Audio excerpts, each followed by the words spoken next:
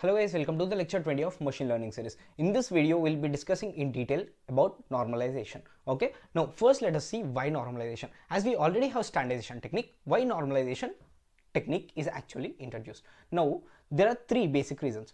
First reason is outliers. The standardization technique does not handle outliers. Now, the main core goal of standardization is to make sure that the data, the data after standardization should have mean is equal to 0 and standard deviation is equal to 1. That is, the data must be shifted to mean centric. The data must be mean centric after standardization. This is the core goal of normalization. Now let's say before standardization, let's say we have data points in this way. Now this is called outlier. Now after standardization, what happens is all these data points become mean centered. All these data points still remains mean centered, but this particular outlier remains as an outlier.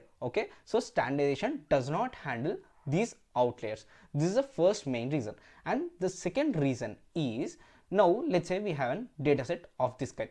We have age and we have salary column. Now let's say age is basically in between 0 to 100. Now let's say salary is in crores. That is very high numerical values. There are very high ranges in salary column. Now after standardization, what happens is, let's say age column is transformed to some certain range, that is around -1 to 5. Now the salary column gets transformed to around 10 to 15. All the values are in the range of some 10 to 15 or 10 to 20. So in this way, you can see that even after standardization, there is some amount of difference in scale. Not much as previous, but there is some amount of difference in scale. So the distance based algorithms show a little, a very little partiality to salary column. This is the second main reason. Even after standardization, the essence of the data is not lost. The partiality in the data is not lost. And the third reason is image data. Basically the standardization does not work much greater when it comes to image data. We preferably use normalization when we are handling image data. These are the three main reasons to introduce normalization. The very first reason is outliers, second is imbalance in the data set even after standardization, and the third is to handle image data. So these are the three main reasons for normalization. We have seen the various problems that we face due to standardization. Now to overcome these problems due to standardization, we need an technique. So the technique is nothing but normalization. Normalization is a feature scaling technique that transforms numerical data so that all values lie within a fixed and predefined range, most commonly between 0 to 1. Now let's understand this definition with an example. Now let's say we have an age column. In this age column, we'll be having various ages like 20, 30, 40, 50, 45, 50 and 60. Now how this age column gets transformed is, it gets transformed so that all the values lie in the range of 0 to 1. Now this 10, this 10 gets transformed to 0.1. I'm just taking it as an example. I'm not sure about that this 10 gets transformed to 0.1. It's just an example so that I'm showing this range gets transformed to in between 0 to 1. It can be also -1 to +1 in some cases. Some techniques also transform this age column to -1 to +1, but most of the techniques transform it to 0 to 1. The most common technique is 0 to 1. So in this way, you'll be transforming this data, this larger numerical values to very small numerical values, that is 0 to 1. Most commonly 0 to 1. This is nothing but normalization. Now you may have a doubt that should I apply this normalization on individual columns? The answer is no. You should be applying this normalization on the entire data set. Now let's say we have age and salary column. Now the age column, if after applying normalization, the age column gets transformed to 0 to 1. Now does the salary column also transform to 0 to 1? The answer is yes. This salary column also gets transformed to 0 to 1. So all the columns in the data set, once you apply normalization on a data set, all the columns in the data set gets transformed to a fixed range, that is either 0 to 1 or it may be -1 to +1 as well. So all the features, all the features in the data set gets transformed to a fixed range. Okay, this is nothing but normalization. Now to apply this normalization, we have various techniques. First is min-max scaling, second is mean absolute scaling, and third is mean normalization, and fourth is robust scaling. Now let us see about these individual techniques in detail. Now let's see in detail about min-max scaling. Okay, so x dash is equal to x minus x min divided by x max minus x min. So the transform data point is equal to the original data point minus minimum of all the data points divided by the maximum of all data points minus the minimum of all data points. Okay, now let me explain this with an example. Now let's say we have an age column. Okay, in each column we have various data points like 10, 20, 30, 40 and 50.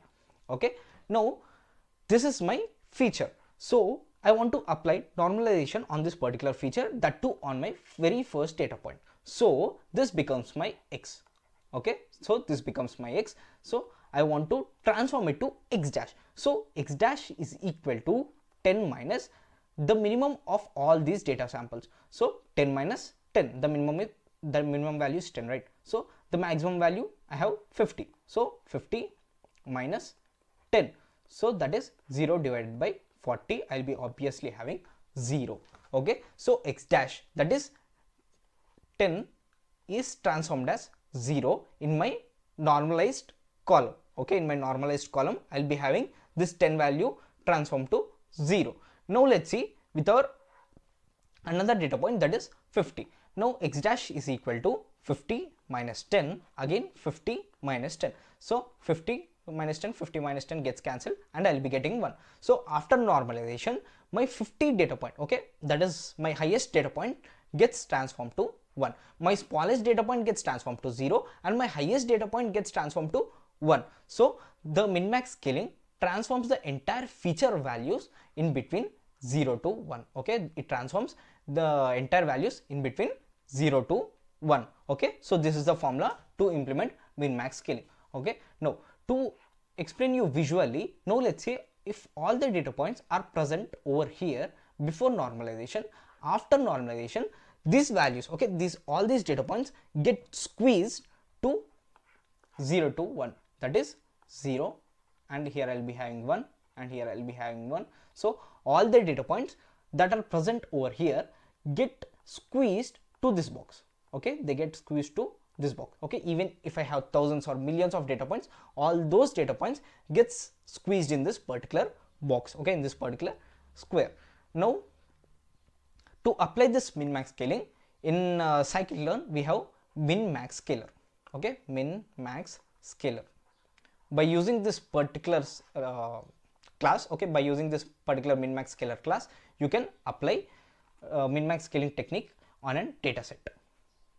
Next we have is mean normalization. So the formula of mean normalization is the transform data x dash is equal to original data minus mean divided by the maximum minus minimum of all the data samples. Okay, so this mean normalization is also called as combination of standardization and normalization. Okay, now let me tell you why. Now let's say if the data points are of this kind, okay, these are my original data points. Now after this mean normalization, the data points gets transformed to a predefined range, that is -1 to +1. Okay, after mean normalization the data points gets transformed to -1 to +1. So -1, -1, 1 and 1. So they get transformed to this square box and I'll be having all the data points over here. Okay, so I have satisfied with the condition of normalization. Now let's see why it is also called as standardization. Because when I calculate the mean value of all these data points, the mean value would be 0. Okay, the mu is equal to 0 after mean normalization. Okay, after mean normalization the mean of all these data points is equal to 0. So we have the essence of normalization and also the essence of standardization. So it is also, so that is why it is called both standardization and normalization. Okay, combination of standardization and normalization. Okay, so most of the people, instead of using this mean normalization, they directly use standardization. Okay, so this is mean normalization. Now let's see how to implement this particular mean normalization. Now let's say if I have each column and I have various data points 10, 20, 30, 40, 50. Now to transform this 10, which I call it as x, So x dash is equal to 10 minus, I'll be calculating the mean of all these features in my the mean value of all these data points in my feature, that is mu, divided by, I'll be taking the maximum value minus minimum value. Okay, the minimum value is 10. So this is my transformed data point, that is x dash. Okay, normalized data point, that is x dash. This 10 gets transformed to this x dash, which is in the range of -1 to +1. Okay, so this is the mean normalization. Now to implement this mean normalization, we don't have any class in scikit-learn. Okay, we just need to manually build and class to implement this particular mean normalization technique. Okay, the next technique that we have is max absolute scaling. Okay, this is a formula to implement max absolute scaling, that is x dash is equal to, okay, that is transformed data is equal to original data minus median divided by absolute maximum. Now let's say if we have an age column, okay, if I have an age column, I'll be having various data points. Now what I need to do is I need to pick up all these data points and arrange them in ascending or descending order. Okay, after arranging in some particular order, I need to pick the middle value, that is my median. So I need to subtract this median from x and divided by absolute maximum, that is the maximum value of this entire feature. Okay, the maximum value of all these data points. So when I pick and place this over here, then my data point gets transformed to x dash. Okay, so this is how I implement max absolute scaling. Now after max absolute scaling, the data points gets transformed in the range of -1 to +1. Okay, the range is basically -1 to +1. Okay, now when is this max absolute scaling is used is when I need to preserve. Okay, there is already sparsity in the data set and I want to preserve this sparsity even after normalization. Okay, so listen carefully. I already have sparsity in my entire data set. Now even after normalization also, I want to preserve this sparsity. So in that case, I use this max absolute scaling. Okay, I'll be explaining you with an example. Now let's say I have an placed column. Okay, that is in a campus placement whether students are placed or not. So 0 means unplaced and 1 means placed. So in this way, I have various data points. Okay, you can see that there is sparsity in this data set. Okay, means I have more zeros. Okay, I have zeros in my entire feature. Okay, I have more zero values in my entire feature. So this is my sparse data. So after normalization, what happens is this sparse data gets transformed to some numerical value. Okay, let's say it may be -1 or it may be some 0.25. So in this way, this sparse data gets transformed to some numerical value. So what I want is, I don't want to transform this data to some numerical value, but I want to preserve this sparsity. Okay, even after normalization, I want to apply normalization, but even after applying normalization, I want sparsity in my data set. So in that case, I'll be using max absolute scaling. Okay, so this max absolute scaling is used when you want to preserve sparsity in the data set. Okay, now to implement this particular max absolute scaling, we have MaxAbsScaler class. Okay, we have a scikit-learn class, that is MaxAbsScale. Okay, our final scaling technique is robust scaling. So this robust scaling can be implemented this way, that is x dash is equal to x minus median divided by IQR. Okay, this numerator has come from the previous technique and IQR. The only change that we have is IQR, that is interquartile range. So this interquartile range can be represented as Q3 minus Q1. Now you may have a doubt that what are this Q3 and Q1? This Q3 is nothing but 75th percentile value of the entire feature, and this Q1 is nothing but 25th percentile value of the entire feature. Okay, the 75th percentile value minus 25th percentile value, I'll be having IQR. Okay, now this Q3, Q1 and IQR I have explained in my box plot video. So if you have a doubt on how to calculate this Q3 and Q1 and what is this IQR, so please refer that video and you'll be getting better clarity about this interquartile range. Okay, now let's say if you have an age column and if you have various data points, then among all these data points, you'll be taking the 75th percentile value. Okay, you just need to calculate the 75th percentile value and next calculate the 25th percentile value. Okay, you just need to subtract both these quantities and then you will be getting IQR. Okay, so this is how we implement robust scaling. Okay, now this robust scaling is used when we have outliers in our dataset. Okay, when we have more number of outliers in our dataset, we'll be using this robust scaling technique, which efficiently handles outliers. Okay, so to implement this particular robust scaling, we have a pre-built class, that is robust scaler. Okay, we have a class called robust scaler in our scikit-learn library. Okay, so we have successfully seen various type of scaling techniques. Now you may have a doubt that in which data and which model, okay, basically in which case do I need to implement this particular different type of scaling techniques. Okay, now to clarify that doubt, I have a best answer. Now immediately after getting your dataset, first apply, okay, the very first thing that you need to do is you first apply standardization. Okay, now after applying standardization, you'll be getting a dataset. Now just train and model, okay, just train your built model on this particular dataset, that is transform dataset. Then you will be having some accuracy scores, right? Just note down that accuracy scores. Okay, now next apply various type of normalization techniques. Okay, normalization techniques, and just note down their accuracies. Now see which techniques give higher accuracy. Okay, now just select that technique which gives you highest accuracy, then proceed with that particular technique, because we don't have an answer like in which case to use which type of scaling technique. Okay, you just need to change this particular class, right? Okay, to implement different scaling techniques, you just need to change this class. So just change the class and implement different scaling techniques, and you'll be having your various accuracy scores or loss. Then just look at them and decide which particular scaling technique to use for that particular dataset. Okay, just by the accuracy scores or loss values. Okay, so this is entire normalization video.